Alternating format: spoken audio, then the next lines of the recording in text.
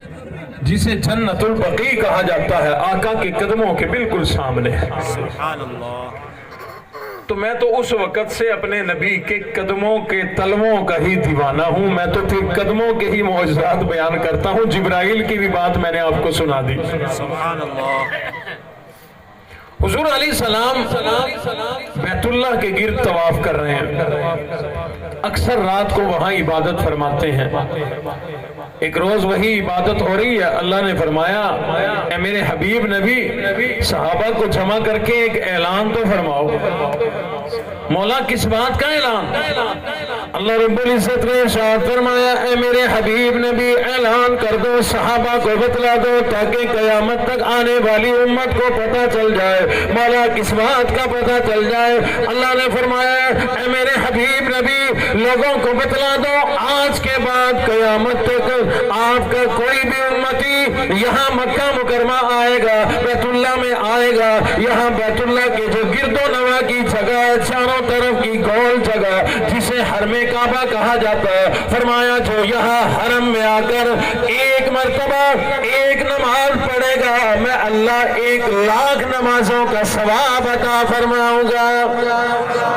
مولا یہ اس جگہ کو اتنی بڑی عظمت کس لیے مل گئی؟ آپ کا یہ گھر یہاں بیت اللہ موجود ہے، اس وجہ سے اس جگہ کو عظمت ملی۔ یہاں آپ کے نبیوں کے قدم مبارک لگے، اس وجہ سے اس کو عظمت مل گئی۔ اس کی کیا وجہ ہے؟ اللہ نے فرمایا اے میرے حبیب نبی ہزاروں نبیوں کے یہاں قدم لگے ہیں، لیکن میں نے کبھی پہلے یہ اعلان نہیں کرایا، یہاں ایک نماز پر 1,00,000 نمازوں کا ثواب میں اللہ نے نہیں دیا۔ مولا پھر آج یہ حکم کیوں نازل کر دیا؟ اللہ فرماتے ہیں اے میرے حبیب نبی آپ کا چہرہ بھی بڑا اعلیٰ، آپ کی زلفیں بھی بڑی اعلیٰ، آپ کی آنکھ مبارک بھی بڑی اعلیٰ، آپ کے ہونٹ بھی اعلیٰ، دندان مبارک بھی اعلیٰ، زبان مبارک بھی اعلیٰ، زبان مبارک سے نکلنے والے بول اور جملے بھی بڑے اعلیٰ، دستے مبارک بھی اعلیٰ، جسم بھی بڑا اعلیٰ۔ اللہ فرماتے ہیں جب سارا جسم اعلیٰ تو آپ کے پیروں کے تلوے بھی بڑے اعلیٰ۔ اللہ رب العزت نے فرمایا یہ اتنے اعلیٰ قدم مبارک میں اللہ نے بنائے ہیں، آپ کے پیروں کے تلوے جہاں جہاں لگے گئے وہاں میں گل و گلزار کھلا دوں گا، اس جگہ کو بڑا قیمتی بنا دوں گا۔ یہاں آپ چکر لگاتے ہو، یہاں عبادت کیا کرتے ہو، یہاں زیادہ تشریف لایا کرتے ہو، یہ حرم کعبہ کو آپ کے قدم مبارک زیادہ لگے، میں اللہ نے جگہ کو زمین کو عظمت عطا فرمائی۔ یہاں آ کر آپ کا امتی ایک نماز پڑھے گا، میں اللہ 1,00,000 نمازوں کا ثواب عطا فرماؤں گا۔ نسبت کی وجہ سے قسمت بدل جایا کرتی ہے۔ بے شک۔ جب یہ مسجد نہیں تھی جہاں ہم بیٹھے ہیں، لوگ یہاں سے جوتوں سمیت گزرتے ہوں گے، دل میں کوئی بات نہیں آتی ہوگی، کھیت ہے کوئی مسئلہ نہیں، لیکن جب اس جگہ اس زمین کی نسبت بدلی، ننھے بچے سے پوچھو نا یہ کیا ہے، وہ کہتا ہے اللہ کا گھر ہے۔ اس جگہ کی نسبت بدلی، اللہ نے ایسی قسمت بدلی کہ اب ننھا بچہ بھی جوتے سمیت نہیں آتا۔ نسبت کی وجہ سے قسمت بدل جایا کرتی ہے۔ رب کائنات نے امام الانبیاء کے قدموں اور پیروں کے تلووں کی برکت سے حرم کعبہ کو بڑی عظمت عطا فرما دی۔ بالآخر اللہ کے حکم سے مدینہ منورہ ہجرت کر کے تشریف لے آئے، وہاں آ کر مسجد نبوی بنا دی، وہی اپنا قیام بھی رکھ لیا، وہی اپنا گھر مبارک بھی بنا لیا، اما عائشہ کا حجرہ بھی بنا لیا۔ آقا علیہ الصلوۃ والسلام کے گھر مبارک کا دروازہ مسجد نبوی کے اندر کھلا کرتا تھا، یعنی اندر سے ہی آیا کرتے، اندر سے ہی جایا کرتے۔ مسجد نبوی کو امام الانبیاء کے قدم مبارک پیروں کے تلوے کتنی مرتبہ لگے؟ اللہ نے فرمایا میرے حبیب نبی ایک اعلان اور فرما دو۔ مولا کس بات کا اعلان ہے؟ اللہ نے فرمایا بتلا دو، آج سے لے کر قیامت کی صبح تک آپ کا جو بھی امتی یہاں آ کر ایک نماز پڑھے گا مسجد نبوی میں اللہ 50,000 نمازوں کا ثواب عطا فرماؤں گا۔ ایک روایت میں ہے 10,000، تو 10 بھی کوئی کم کوئی نہیں، 10,000 نفل پڑھنا کوئی سوکھا کام ہے؟ 10,000 نمازیں پڑھنا کوئی آسان ہے؟ لیکن جو حاجی بیٹھے ہیں ان سے یہ برابر کر کے ہاتھ جوڑتا ہوں۔ ہمارے ملتان میں ایک ساتھی کافی عرصہ مدینہ رہ کے آیا، مدینہ کی نمازیں پڑھ کے آیا، پاکستان والے ملتان والے نماز نہیں پڑھتا۔ ایک ساتھی حاجی صاحب نے سمجھایا، اور بھائی نماز کیوں نہیں پڑھتا؟ آدھے جڑا مولوی آدھن بھی ایک نماز تے 50,000 نمازاں دا ثواب مل دے، اتھا میری تک کروڑا نمازاں کٹی تھئی پئین، پہلے اوتم موقع ونجن وال شروع کرے سان۔ اور یہ نہیں پتا کہ یہ جملہ بولنے پہ اللہ نے شاید وہ نمازیں بھی ضائع کر دی ہوں، زندگی کی بھی ضائع کر دی، یہ نہیں پتا۔ بہرحال اللہ رب العزت نے ارشاد فرمایا، میرے حبیب نبی آپ کے پیروں کے تلوے یہ میں اللہ کے ہاں بڑی قدر رکھتے ہیں، بڑی عظمتوں والے، بڑی فضیلت اور شان والے۔ آؤ ایک بات اور بتلا کر ذرا آگے چلتا ہوں۔ حضور علیہ السلام منبر پر تشریف فرمائے، مسجد نبوی کے اندر حضور علیہ السلام نے اپنے گھر مبارک کی طرف اشارہ کر کے ارشاد فرمایا ما بین بیتی و منبری روشت من ریاض الجنہ۔ اللہ رب العزت نے میرے گھر سے لے کر میرے منبر تک کی ساری جگہ کو ریاض الجنہ بنا دیا۔ گھر سمیت منبر تک کی جگہ کو فرمایا کہ اللہ نے ریاض الجنہ بنا دیا۔ ایک بات تو یہ ذہن میں رکھیں، اللہ نے اس جگہ کا نام جنت نہیں رکھا، جنت بنایا،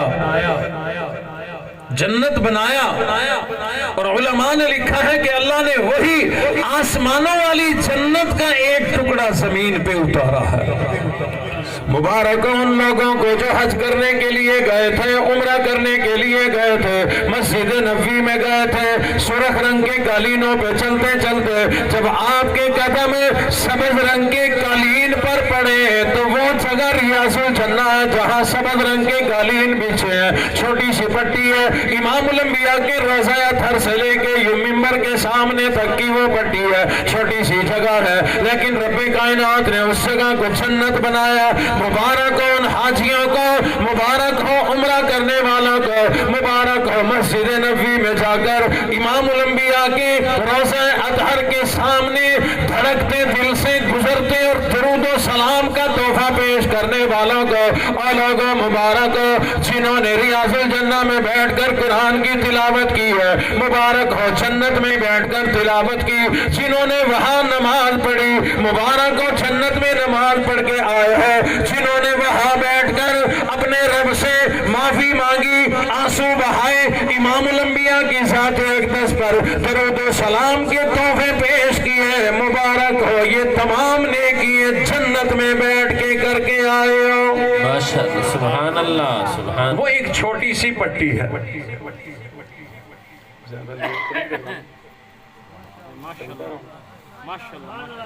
میں کو کہیں نہ ٹائم نہیں دسائیں واسطے میں چل رہا بھی ہوں۔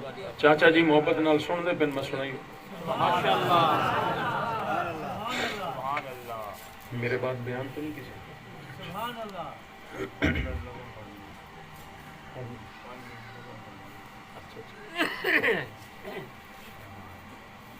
تو وہ جو پٹی ہے نا جس کو اللہ نے ریاض الجنہ بنایا، وہ یوں تھوڑا سا حصہ ہے۔ میں تصور میں تنہائی میں اپنے رب سے سوال کیا کرتا ہوں، مولا آپ تو قرآن میں فرماتے ہیں میرے خزانے بڑے وسیع، اور آپ نے اگر ریاض الجنہ زمین پر اتاری، جنت اتاری، تو وہ تھوڑی سی کیوں اتاری؟ خزانے اتنے وسیع، جنت چھوٹی سی، اتھا حاجی ویندن لڑائیاں تھی دین دھکے پوندن، جگہ کیونکہ تھوڑی ہے وہ، لیکن اللہ کی شان تقریباً اندازہ ہے جگہ اتنی کہ اس میں 100-150 بندے کھڑا ہو سکے، 100 کے قریب تقریباً، لیکن اللہ کی شان ہزار بندہ اس میں پورا آیا کھڑا ہوتا ہے۔ اللہ کی شان کیوں؟ جنت جو ہوئی۔ تو میں اللہ سے سوال کرتا ہوں مولا آپ تو فرماتے ہیں میرے خزانے بڑے وسیع اور جنت چھوٹی سی اتاری.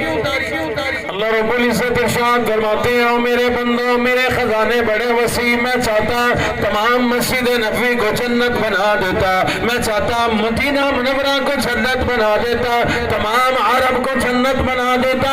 مولا پھر بنایا کیوں نہیں؟ اللہ فرماتے ہیں اس لیے نہیں بنائی کہ میری نبی کی میں نے عظمت سمجھانی تھی, فضیلت سمجھانی تھی, شان سمجھانی تھی. مولا سمجھا دیجئے. اللہ فرماتے ہیں میرے حبیب نبی کے گھر مبارک کا دروازہ یہیں سے مسجد نبوی میں کھلتا تھا. میرے حبیب نبی منبر پر آنے کے لیے, مصلی پہ آنے کے لیے, لوگوں سے ملاقات کے لیے آنے کے لیے اسی راستے سے آیا اور جایا کرتے تھے. اس راستے کو میرے محبوب نبی کے پیروں کے تلوے ایک دو مرتبہ نہیں, ایک 200 مرتبہ نہیں, 100-200 ہزار مرتبہ نہیں, بلکہ لاکھوں کروڑوں اتنی مرتبہ قدم مبارک لگے. میں اللہ کو پیار آیا, میں نے ریاض الجنہ بنا دی.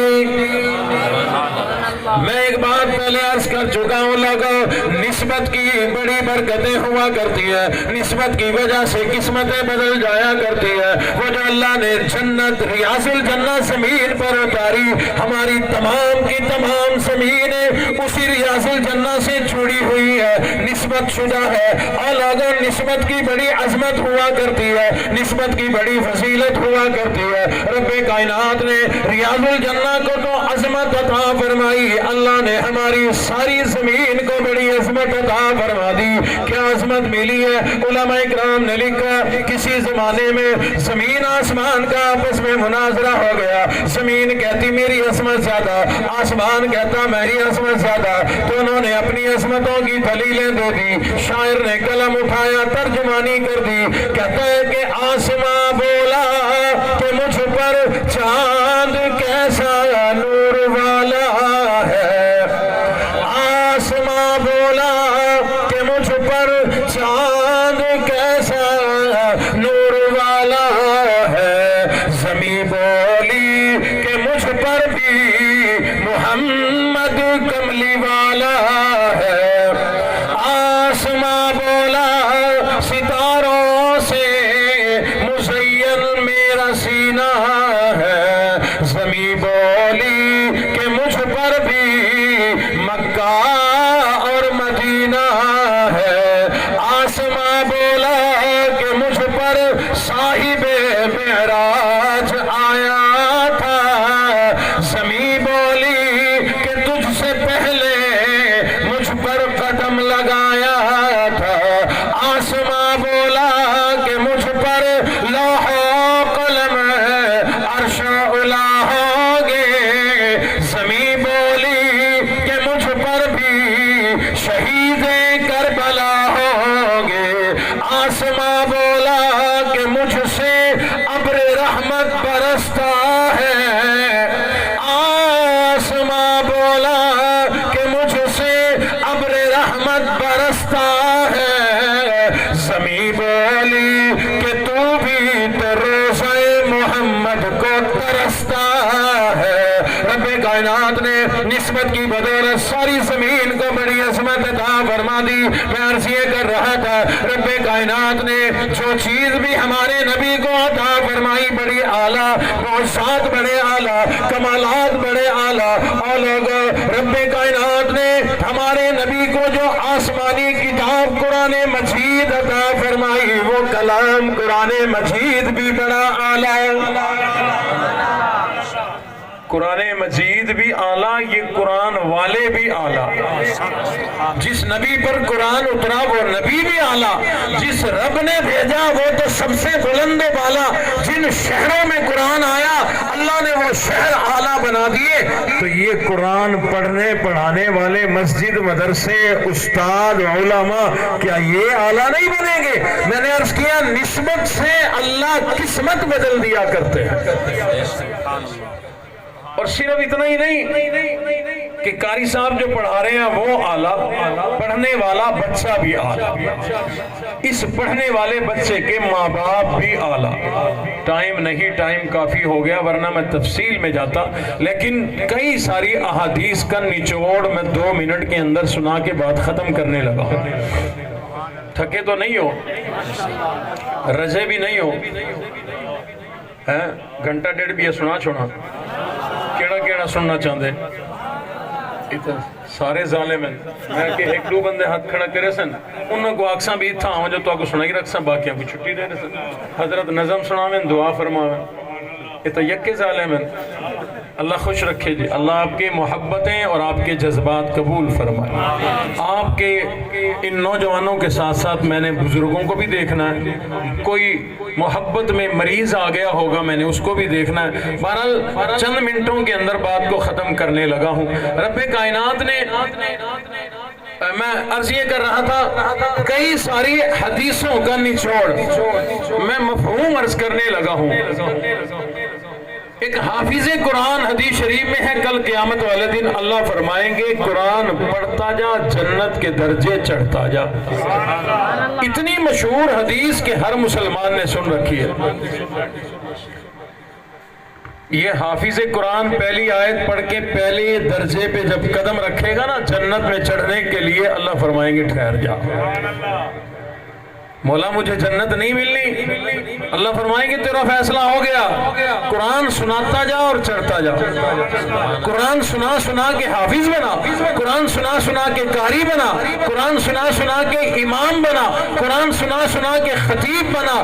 سب کچھ جب دنیا میں قرآن کی وجہ سے ملا، آج جنت بھی قرآن کی وجہ سے ملے گی۔ آیت پڑھتے جانا، چڑھتے جانا، لیکن ٹھہر جا مولا کیا ہوا؟ اللہ فرمائیں گے وہ تیری اماں صبح ناشتہ کرا کے بھیجتی، آنے سے پہلے کھانا پکا کے رکھتی، تیرے کپڑے دھو کے رکھتی، استری کر کے لٹکاتی۔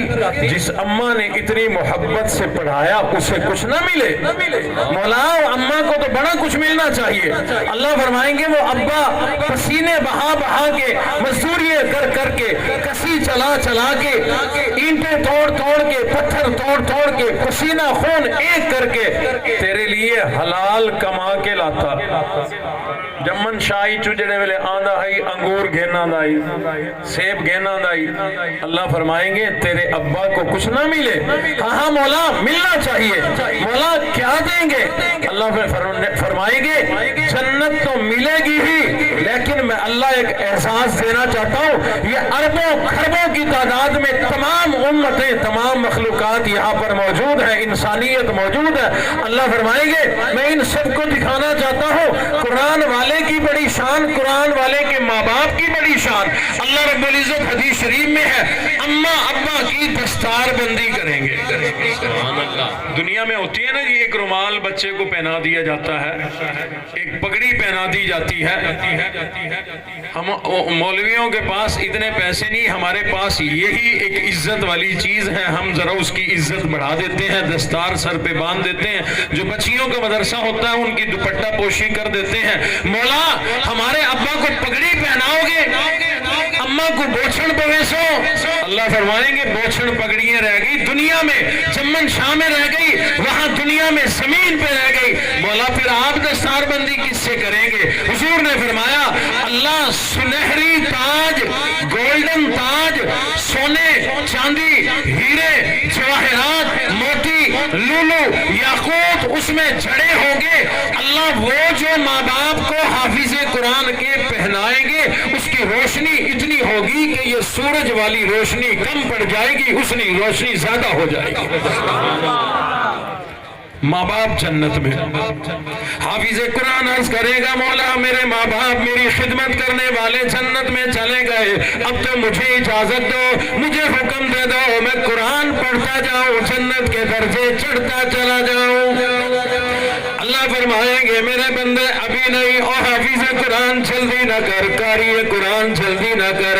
جن لوگوں نے تیری برادری کے لوگ، تیرے گھر کے لوگ، تیرا بھائی تیری بہن تیرے ماں باپ کے معاون تھے، وہ تیرا بھائی بھی کما کر کے لایا کرتا، تیری محبت میں مدرسے تک تجھے چھوڑ کر آیا کرتا، تجھے لینے کے لیے موٹر سائیکل پہ آیا کرتا، उसने जो खिदमतें की, तेरी बहन ने अम्मा के साथ मिलके कपड़े धोए, झाड़ू दिए, तेरी जुमरात को तूने अपने घर आना होता, तेरी बहन सारा घर साफ कर दिया करती, मेरा भाई आएगा, मेरा प्यारा भाई कुरान पढ़ के आएगा, तेरी मोहब्बत में भाई बहन बड़े खुश थे, तेरे चाची चाचा बड़े खुश थे, मामा मामी बड़े खुश थे। अल्लाह फरमाएंगे उनमें से अपने गुनाहों की वजह से 10 अगर बहन भाई चाचा चाची मामा मामी रिश्तेदार अगर जहन्नुम में चले गए, अल्लाह फरमाएंगे और कारी कुरान जहन्नुम में देख ले, उनकी तरफ उंगली का इशारा करना तेरा काम है, वहां से निकाल कर दरियाए रहमत में ओता देके उनके सारे गुनाह माफ करके जन्नत का दाखला देना मैं अल्लाह का काम है। सुभान अल्लाह माशाअल्लाह। बिरादरी के 10 लोग भी जन्नत में। मौला होन तो मैं कोई इजाजत दे, मैं कुरान सुनावा ते जन्नत के दर्जे चढ़ा, अल्लाह फरमाएंगे ठहर जा। जमन शाह में तेरी कुरान की खुशी का जलसा हुआ, बिरादरी और अहले इलाका आए थे, करीब करीब चकों देहातों के लोग आए थे। साइकिल मोटर ही कोई ना है, पुरानी साइकिल चाह के आ गया हम, एक कोलोई कोई ना ही पैदल आ गया ही, बड़ा जल्दी पहुंच गया है, तेरी कुरान की खुशी के जलसे में शरीक हुए थे। अल्लाह फरमाते हैं मैं उनसे खुश हो गया जो तेरे कुरान से खुश थे। अल्लाह फरमाते हैं मैं